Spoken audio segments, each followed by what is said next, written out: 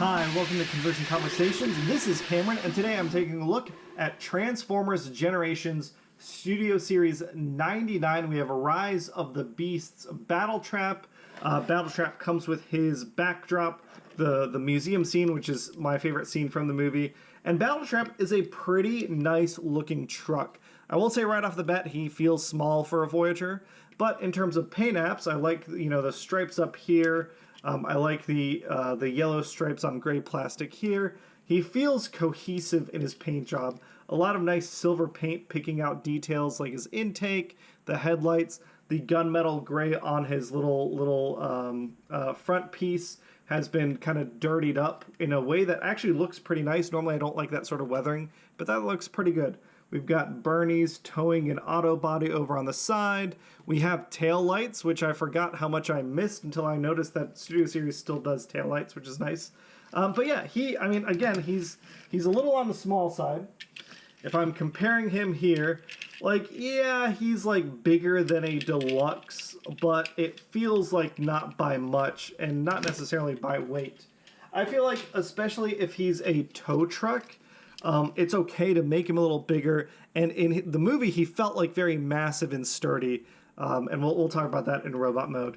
But yeah, I do wish there was some silver paint on the rims here. He does roll, like, not super well, but surprisingly well for if you look at how much undercarriage, like how much junk is down here.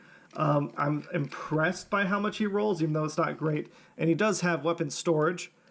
His little silver mace piece can come off, and it attaches right onto the end of his tow hooks.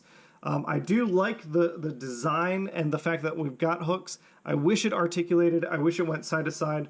The way it's set up and the way it comes into two sections, it essentially needed one more joint that you could build out before it goes out further, out the back, to be able to articulate, and it's disappointing they didn't include it. It's also the biggest disappointment for me is when we come back here and we see these robot fists. That feels like a big miss for Studio Series. It feels like things should have been cleaned up more so that the hands are hidden in the cab and the hook, the tow line extends a little further. But other than that, he feels all right. Just a little bit maybe missing some of that Studio Series polish that we got used to, that I feel like is kind of missing from the Rise of the Beast line. Now, I do want to compare him.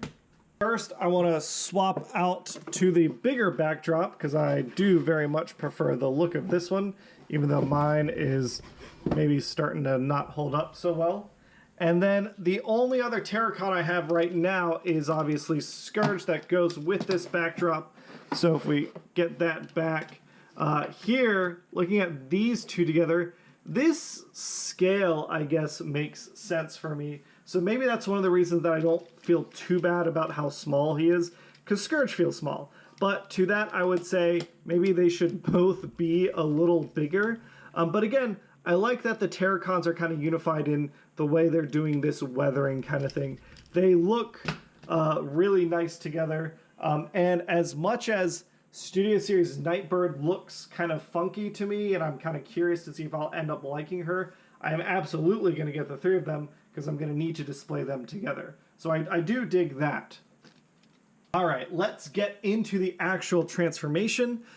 So starting out, and I want to make sure I don't mess this up too much, we're going to split apart his little legs at the back end, split apart his little toe piece, and that lets us flip out this side section here. It tabs in. We can flip the whole section around, letting us take what we can see is going to form his leg and sliding that piece around, bringing that foot up. And then there's a little yellow piece that kind of helps form part of the truck bed. Untab it from that side and bring it around to fill out his thigh. Same thing on the other side. Take this, come around, flip that piece around, flip this piece around, flip the toes up. And we've essentially got the legs all done. Coming up front, we can lift his little truck cab piece. We're going to separate out on each side the cab from the front hood. The hood kind of comes in two sections. Keep those apart. And that lets us lift this up and out of the way a little bit. If it'll separate. There we go. So once that is unclipped, you can kind of just lift that up and out of the way, which gives us room to take his arms, and we're going to straighten both arms out, and we are going to flip them. These side pieces flip all the way around, and you can see there's this little tab here that's going to go into the slot on the side. So we're essentially just flipping this 180 all the way over, and it's going to clip in. Same thing on this side.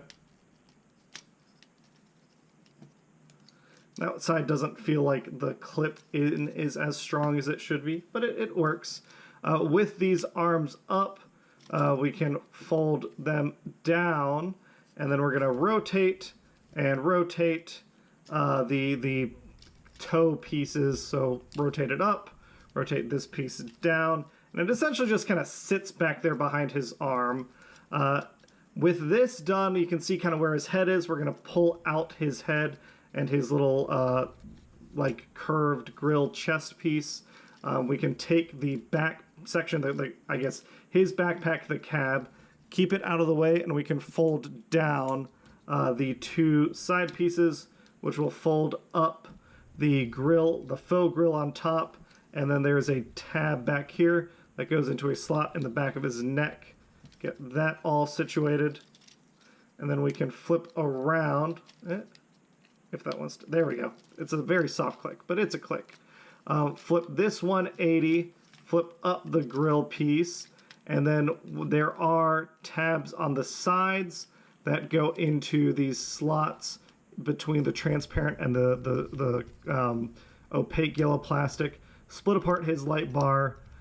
This piece goes in, and this feels like it should tab.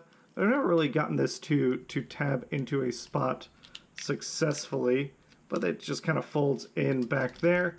And here, we'll flip the waist around 180, is Battletrap in his robot mode. And I'll say he doesn't look 100% like his model. We're going to get into those details in a second, but first, we have a winner from last week's giveaway to announce. Okay, it is time to announce the winner of the Transformers Rise of the Beasts Beast Alliance Optimus Prime and Optimus Primal. Over here on the left, we have all of our winners. Not all of our winners. It's a little late for me. I'm actually, we're flying out, like most of the Arbitrary Hero crew, we're all flying out to Seattle tomorrow as of this video coming out. So trying to get everything ready in order before then. All of the comments on the video are on the left, and if you entered the giveaway, your comment got a heart and you got added over here on the right. And I was expecting this to be a smaller giveaway. That makes sense. So we're gonna, out of 14 entries, rand between 1 and 14. Our winner is number 12. Oh, 12 is Amber. Amber9613, congratulations. And let's see, Amber, what was your answer? Oh, the one-step changers. Yeah, there are some really fun one-step changers. So, Amber, if this is your first time winning, if you go to our About page, there's, like, you can hit me up on Discord. My Discord is Cehteshami, CEHTESHAMI. You can hit us up on Twitter or wherever our social media is. We're on like everywhere now. I need to update that. I think like we're on Threads and Mastodon and all sorts of stuff. So wherever you can hit us up on, do so. And I'll be out. So by the time you find out that you won, I'll be on a plane or wherever. So it'll be a 1 week delay. But then the week after, I'll get it out into the mail to you as soon as possible. Just hit me up and we'll sort the details out. And let's get back to the review. This was a rambly one, wasn't it? All right, now that we've got Battletrap in his robot mode, let's start out with that head. And the head is like, I think it looks pretty good to me. It's really funny to me because he's got these like red accents you can kind of see. Does it look like anime cheek blushing to anyone else? That is what I see when I look at that. Like the anime girl, like when they do the red dashes to represent someone getting embarrassed. I don't know why, but he looks extremely kawaii to me. Other than that, I feel like this, and I think it's been confirmed by now, that this is designed off of a prototype design, that this was a development design. So it feels like the arms are skinny, the legs are skinny. He should just be thicker and wider. And I wonder if we'll get a future studio series that more accurately reflects what's on the screen. And at that point, if it'll, you know, be a bigger truck to account for his additional mass in robot mode. That being said, he does look pretty neat. But if the whole point of Studio Series is to like have him show up like he did on the screen, why did they come out with this now? I would have much preferred if this was the mainline, you know, the mainline Battletrap figure, and then we get a Studio Series next year that takes the time to get it right. Because as is, it doesn't feel 100% like a Studio Series figure to me. Now he looks awesome. I do like all the detailing, the greebling. His little spikes and things like that, that's pretty neat. He's pretty posable. His neck can go up about that far before it starts getting into the back of his ball socket joint. It can wiggle, it can twist and all that stuff. Maybe not the most expressive thing in the world, but still sufficient. 360 on the arms, can go out that far, can twist at the bicep. His little hook pieces is another thing that I wish folded away more, but that gets in the way a little bit. No wrist articulation, which is disappointing. We saw the waist articulation. The legs can go out plenty far. They can go back before they start running into his backpack. They do go out to the full Van Damme, which is nice. Thigh twist is in here. Nicely deep knee bend, which I appreciate. Ankle tilt, which is nice.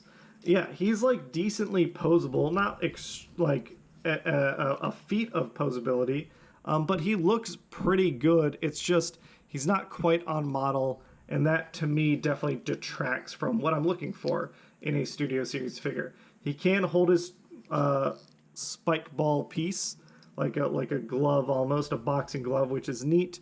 I know there's going to be a chain that will come out with Optimus Primal for it. Again, I like the design and everything. It's just not the design that I saw on the screen, and I liked Rise of the Beast enough that I want to get the screen-accurate versions. The other thing I want to say from a design, like from not a design, but an engineering perspective, this transparent plastic scares me, especially the fact that there's a pin joint going through this transparent orange piece, and I'm constantly twisting this. Like when this is like tabbed in here, this is not a secure location. If you see, like, there's like, if I'm not careful, that wants to wiggle a lot. And especially with these pieces, like they put pressure, it pops out of these tabs. I'm afraid of those tabs shearing. That is something that I do have a complaint about. Overall, I think it's pretty fun. He looks pretty good next to Scourge.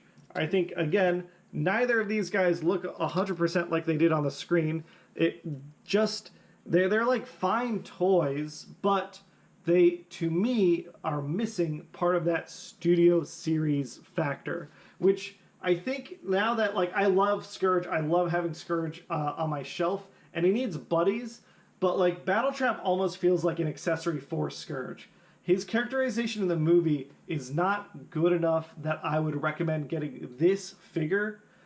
If you're paying, like, 35 or 40 bucks for this, I'd say keep your money and spend it elsewhere in Transformers. There's other cooler Transformer designs with better toys out there. But if you want Rise of the Beasts, right now, this is the only Battletrap we've got with articulation. So, like, you just have to get him for now. And who knows, maybe Studio Series will come out with a future Battletrap. But right now, he feels lacking in that department. I am excited to get my collection filled out. I'm going to have all the Terracons. I want all the Maximals. I don't care too much about the Autobots. But yeah, he's right now the weakest of the two. And Nightbird looks like she's going to be the weakest of the two because it's essentially the mainline toy with like a weird backpack on it.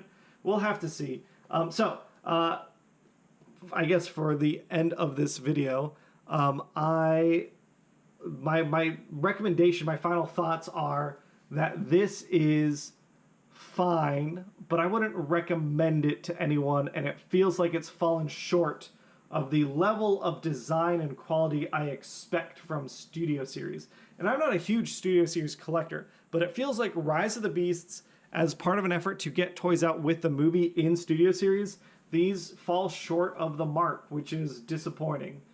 So I don't recommend this guy, but I'm happy I have him, if that makes sense. All right, I think that is it for today's video. Thanks everyone for watching,